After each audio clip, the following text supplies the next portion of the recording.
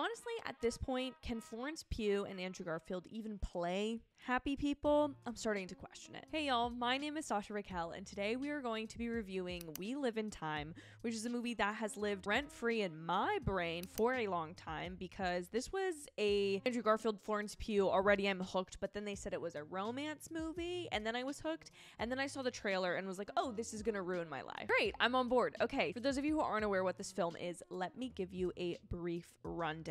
When young couple Almut and Tobias learn that Almut has cancer, they reflect on their past and what her diagnosis means for their young family's future. This seems like the most simplistic description I can give of this movie because this movie is very much an emotional film, a character study of a film of not necessarily like, oh, here's this really unique character, but exploring the emotions around receiving a terminal diagnosis and or a diagnosis that has a treatment plan that greatly impacts your life, your abilities, the things that are going on, and how maybe you start to question your own mortality and what you might choose to do with your time with the loved ones around you. Almut is Florence Pugh's character.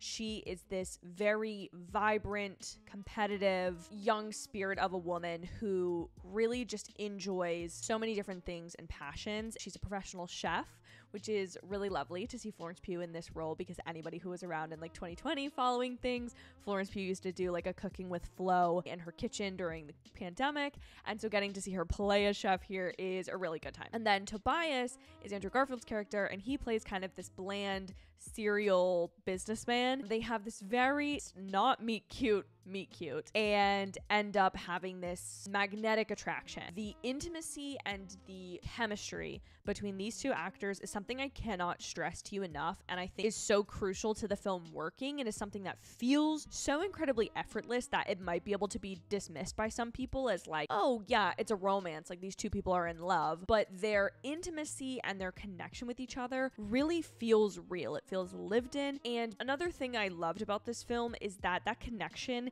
is shown over a span of their lives. So this is a non-linear narrative. We get to see the beginnings of their relationship after we get the diagnosis, which I thought was a really interesting take on how to explore this rather than her cancer diagnosis, which is not a spoiler, that's from the trailer. I'm pretty positive you can find out how that is like something we're waiting to come up, something that's waiting to ruin everything.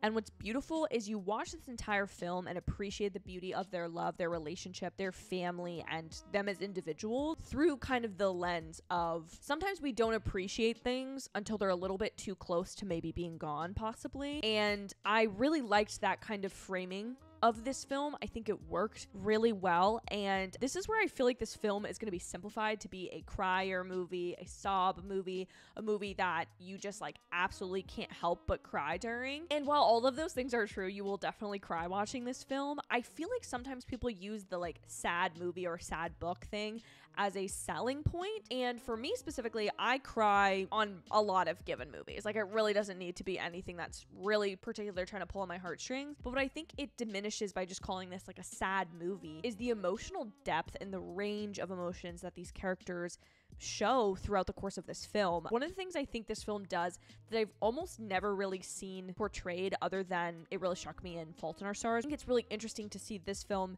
explore the person with the diagnosis, how they respond to things, how they choose to live their life, how they choose to approach treatment, as well as validating and exploring the emotions of the partner who is healthy, who's there to be a support system, who has their own needs, emotions, and goals that they might be trying to reach, and how those things might get set aside for the good of the person who is sick. And it's so beautiful in so many ways, and I don't want to spoil these scenes because telling them to you wouldn't emphasize the striking way in which these scenes will affect you. There's one scene in particular with Andrew Garfield's character, and it is probably one of the most heartbreaking things I've seen on screen, and it's not because it's anything super heightened. It's a very quiet moment. Most of this film does feel like quiet moments that are strung together, but this moment in particular is a moment of grief, of mourning, of sacrifice, making a choice and moving ahead, even if you're upset about that,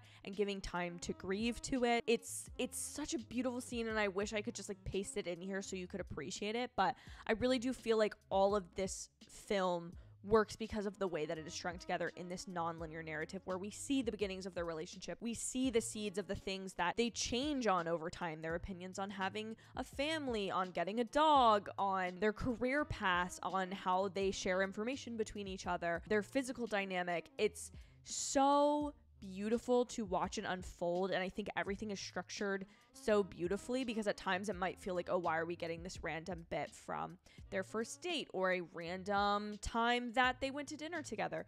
But having it all creates this film that impacts you in such a structured and particular way at different moments, and it's just built really well, and it's strung together too with a surprising bit of humor. Like, for a film that you're going into it knowing you're gonna be sad about it, it has these beautiful moments of not just levity, but like genuinely funny moments. Like, there are parts of this film that genuinely feel that if they had been kind of like spliced out of this film and put into another, it would be a pure romantic comedy. And I think that's the uniqueness and beauty of this film, because it has equal parts rom-com and rom-dram, if you will. I would say overall it's a drama because of the way that the film is kind of approached in the way it is shot, but it doesn't try to be showy. It doesn't try to have really cinematic, crazy shots. It doesn't try to have this really crazy out there score. Everything has a air of domesticity to it, of quietness and of slowness, and there's something about having that be your approach to kind of your production of the film that I think has breathed a lot of life into this film. And then one of the things that I found so incredibly deep about this film was the way in which they show all of life's emotions, if you will. I feel like a lot of people are going to generalize this movie to be like, it's about life, it's about love, it's about loss. But what I thought was beautiful is getting to watch a couple who have been together for such a long time, navigating something that is incredibly difficult and shows different sides of themselves that they've never seen before. Because anyone that's been in a long-term relationship before usually knows their partner very well. But the beauty of life and relationships is that people are ever changing, and things change and situations change, and your thoughts and approaches to things change. And therefore, you could have the exact same events in your life unfold 5 years apart and respond to them completely differently. And I think it's really interesting here to get to see two people who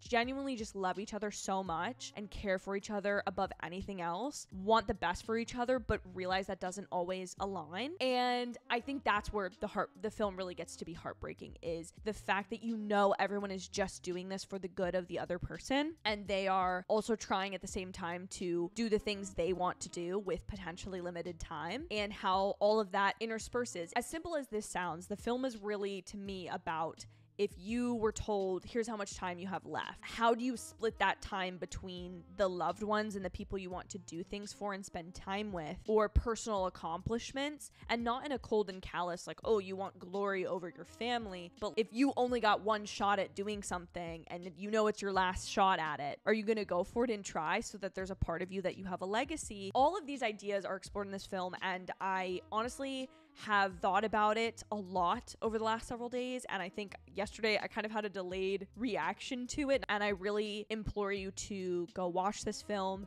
to appreciate it, and to appreciate the loved ones in your life. And that's where I'm going to leave this review, guys. So if you enjoyed it, please feel free to subscribe down below. Really appreciate you joining this community and getting to catch all of my future reviews, recommendations, and just general entertainment content here on this YouTube channel. And I will see you guys in my very next video. Bye, y'all.